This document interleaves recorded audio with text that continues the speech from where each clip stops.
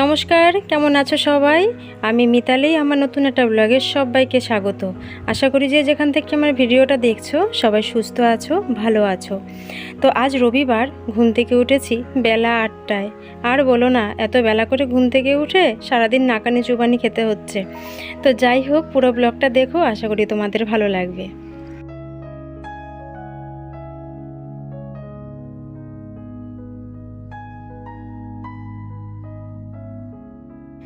যদিও আমি বললাম যে বেলা 8টায় ঘুম থেকে উঠেছি, কিন্তু কথাটা অনেকটা সত্য আবার অনেকটা সত্যও না। তার কারণ ঘুম থেকে উঠেছিলাম তখন প্রায় 4:30 বাজে।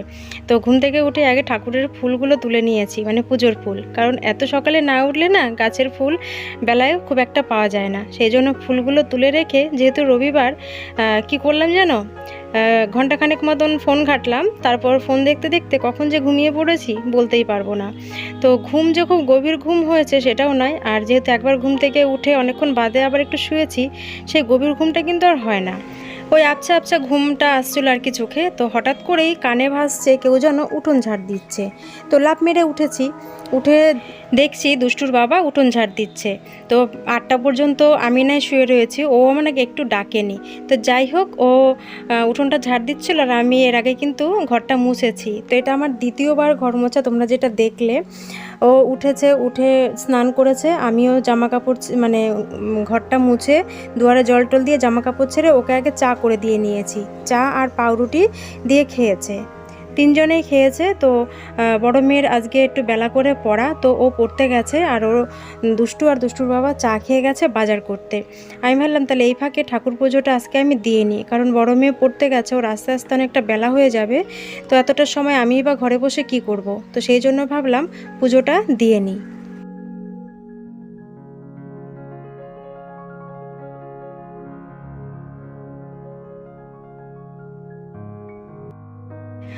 আর এদিকে আমি দেখো তুলসী মণ্ডপটা ধুয়ে নিচ্ছি।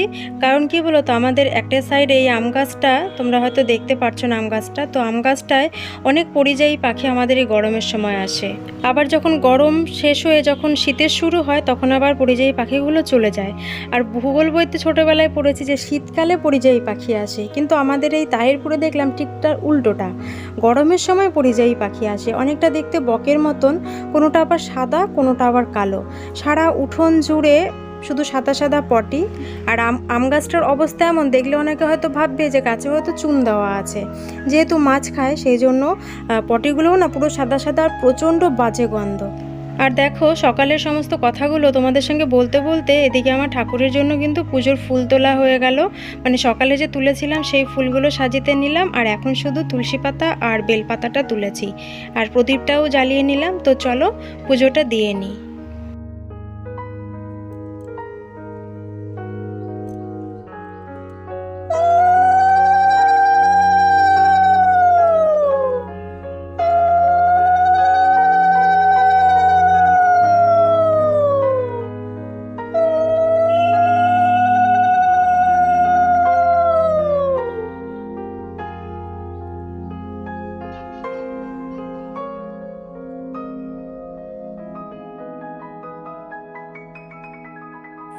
পুজো দিয়ে তারপরে এলাম সোজা রান্নাঘরে। তার আগে ফ্রিজ থেকে দেখো বরফের মানে জল রেখেছিলাম, সেটা বরফ হয়ে গেছে। তো ঠান্ডা জল খেতে গেছি আর গলাটা একদম শুকিয়ে কাঠ হয়ে গেছিলো। তো ফ্রিজে এক ফোঁটা জল নেই, মানে সারা বাড়িতে খাওয়ার জল নেই। তো আমাদের বাড়ির টিউবওয়েলের জলটা অনেক দিন ধরে খাওয়া হয় না, 22 পাইপের কলের জল খাই, অনেক সময় কিনে আনি, মানে বাড়িতে কেনা জল দিয়ে যায় ড্রামে করে। তো এক ফোঁটা খাওয়ার জল নেই। তো ডিপ ফ্রিজে একটা বরফ মানে জমে রয়েছে বোতলের মধ্যে, ওটা বার করে একটু জল মিশিয়ে তারপরে খাচ্ছি। আর মনে হলো যেন গলাটা একদম মানে কি বলবো, আর কাঠ হয়ে গেছিলো, মনে হলো যেন একটু শান্তি পেলাম। এই গরমে আর পেরেই উঠছি না, কবে যে গরমটা যাবে আর একটু বৃষ্টি হবে। তো এরপর দেখো চলে এলাম একটু চুলটা আঁচড়াতে। আর কি আর বলবো তোমাদের, আমার চুলের যা পরিস্থিতি, ভেতরে প্রত্যেকটা চুল পুরো সাদা হয়ে গেছে। তোমরা দেখে হয়তো বুঝতে পারবে না, কারণ আমার দূর থেকে তো ক্যামেরায় অতটা বোঝা যায় না, কিন্তু ভেতরে আমার পুরো মাথা পুরো সাদা। আর এত পরিমাণে কামড়ায়, মনে হয় যেন মাথায় উকুন হয়েছে, মানে পাকা চুল এত পরিমাণে কামড়ায়।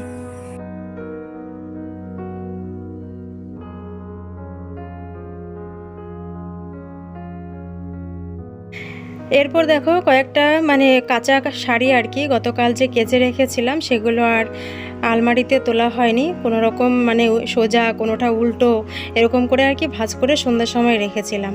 তো ভাবলাম শাড়িগুলো তুলে রাখি, কারণ কি বলতো আলনায় আমি বেশি জামা কাপড় মানে রাখতে পারি না, তার কারণ দুষ্টু আলনায় উঠে করে ওর দুষ্টুমি। তো কি হয় ভাঁজ করা জিনিসগুলো ও আবার ছড়ায়, আবার ওর একটা বাতিক আছে, কখন যে ওর মাথায় ক্যারা নড়বে বলবে আমি শাড়ি পরবো, মানে দিদির কাছে বায়না করবে, আর দিদিও তখন আমাকে বলবে মা এই শাড়িটা পরিয়ে দিই। তখন কি হয় বলো তো অনেকক্ষণ ধরে পড়ে থাকে, ঘেমে যায়, সেই কারণে আগে ভাগে শাড়িগুলো তুলিয়ে রাখি। আর এদিকে দেখো বাজার নিয়ে চলে এসছে, তো দেখো ছোট ব্যাগটা নিয়ে গেছে আজকে, পুরো ব্যাগ ভর্তি বাজার। আর অনেক দিন পর সজনে ডাঁটা, আর এবার শীতে আমাদের গাছটায় একটা মাত্র সজনে ডাঁটা হয়েছে, কিন্তু গত বছর অনেক সজনে ডাঁটা হয়েছিল। তো এবছর সজনে ডাঁটা খুব একটা খাওয়াও হয়নি, তো সজনে ডাঁটা এনেছে, আমার খুব প্রিয় একটা সবজি। আর রবিবার মানে তো একটা শাক থাকবেই। তো দেখো আজকে কলমি শাকের আটিটা কত মোটা, কলমি শাক, এদিকে পুঁই শাক, আরও একটা নতুন একটা সবজি এসেছে দেখতে পাচ্ছ কি, সেটা হচ্ছে ওই দেখো কাঁকরোল, যেটা আমার খেতে একদমই ভালো লাগে না। তো আমাদের বাড়িতে আবার কাঁকরোল গাছ হয়, সেই গাছ থেকে আবার কাঁকরোল হয়, সেটা খেতে খুব ভালো লাগে। মানে সেদ্ধ বলো ভাজা বলো, কড়াইতে যদি ভাজার জন্য দেওয়া হয় মিনিটের মধ্যে একদম গলে যায়। কিন্তু এই বাজারের কেনা কাঁকরোলটা না, আবার একটু ফাঁপ না দিলে কেমন যেন সেদ্ধ হতে চায় না। তো একটু ফাঁপ দিয়ে তারপর আমি ভাজা করি, বা অনেক সময় পুর ভরেও আমি করি। তো আমার আগের চ্যানেলে এই কাঁকরোলের পুর ভরার একটা রেসিপি ছিল, আর ওই রেসিপিটাতে বেশ আমি ভালো ভিউজও পেয়েছিলাম। তো মনে পড়ে গেল ওই কাঁকরোলটা দেখে আর কি। তো যাই হোক, আর এদিকে এনেছে দেখো চিকেন, অনেকটাই চিকেন এনেছে, কিন্তু এই গরমে একদমই চিকেন খেতে ইচ্ছা করে না, কিন্তু এনেছে যেহেতু রান্না তো করতেই হবে। তো ভালো করে ধুয়ে নিচ্ছি। আর এতটা চিকেন একদিনে মনে হয় না শেষ হবে, কদিন পড়ে থাকবে ফ্রিজে ভগবানই জানেন।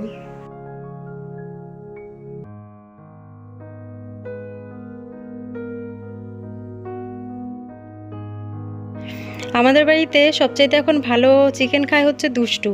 তার কারণ হচ্ছে ওর জন্য যদি ভাত মানে নেব, সে সকালে হোক দুপুরে হোক কি রাতে হোক, যদি জিজ্ঞেস করি ও মা তুই কী দিয়ে ভাত খাবি, ও বলবে আমি মাংস দিয়ে ভাত খাবো। এবার প্রতিদিন তো মাংস রান্না করা সম্ভব হয় না। তো আজকে যেহেতু বলেছি বাবা আজকে বাবা চিকেন এনেছে বা তুই চিকেন এনেছিস, তো ও তো আনন্দে পুরো লাফাচ্ছে, বলছে আজকে চিকেন দিয়ে ভাত খাবো, আজকে মাংস দিয়ে ভাত খাবো। আর বেলা যেহেতু অনেকটা গড়িয়ে গেছে, আর বলেছি যে আজকে 8টায় বিছানা ছেড়েছি, তাহলে বুঝতেই পারো সমস্ত কাজকর্মে কিন্তু আজকে লেট। তো বড় মেয়ে পড়ে এসেছে, এসে ও স্নান করে নিয়েছে, আর পুজো তো আজকে আমিই দিয়েছি। ও একটু আর কি রেস্ট পেলেও আজকে পুজোটা দেওয়ায় আমি দিলাম বলে, আর ওকে বললাম যে আমার দেরি হয়ে গেছে, আমার সঙ্গে একটু সবজি কেটে দে। তো ওই শাকটা আর কি বেছে দিচ্ছিল, আর আমি এদিকে যা যা রান্না হবে আজকে সেগুলোই আর কি কেটে নিচ্ছিলাম। আর এদিকে দেখো ভাতটা আমি সবজি কাটার আগে বসিয়ে রেখে গেছি, তো দেখো ভাতটাও প্রায় হয়ে এসছে।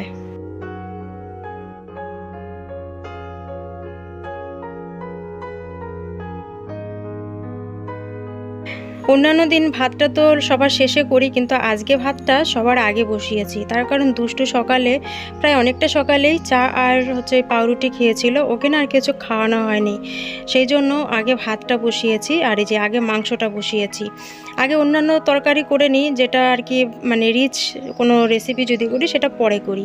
তো আজকে ভাত আর মাংসটা আগে বসালাম, কারণ ও যেহেতু আজকে মাংস দিয়ে ভাত খাবে, সেই জন্য ওর যাতে খিদে পাওয়ার আগেই যেন আমি ভাতটা ওকে দিতে পারি। কারণ ছোট বাচ্চা তো খিদে পেয়ে গেলে তখন এটা সেটা খাওয়ার জন্য বায়না করে, পেটে খিদে থাকলে যা হয় আর কি, রান্না যদি দেরি হয় বলবে মা আমাকে দোকান থেকে কিছু এনে দাও, চিপস এনে দাও, কুরকুরে এনে দাও, কি কেক এনে দাও, এরকম বায়না করতে থাকে। তো ওই জন্য আগে ভাত আর তরকারিটা আগে নামিয়ে নিচ্ছি। আর আজকে চিকেনটা একটু অন্যরকমভাবে করেছি, মশলাটা কষিয়ে তার মধ্যে চিকেনটা দিয়ে আজকে রান্না করেছি। আর দেখো ভাতটাও হয়ে গেল, উপর দিয়ে নিলাম হাঁড়িটা। মাংস আর উচ্ছে ভাজাটা হয়েছে, শাকটা এখনও হয়নি। তো মাংস আর উচ্ছে ভাজাটা দিয়েই দুষ্টুকে আগে ভাত বেড়ে দিলাম, বড় মেয়েকে বললাম তুই একটু খাইয়ে দে, আমার এখনও রান্না শেষ হয়নি। আর রান্নার পরও যেন রান্নাঘরে অনেকটাই কাজ থাকে, সেই জন্য ওর জন্য আগে ভাতটা বেড়ে নিলাম। আর ব্লগটাও আর বেশি বড় করলাম না।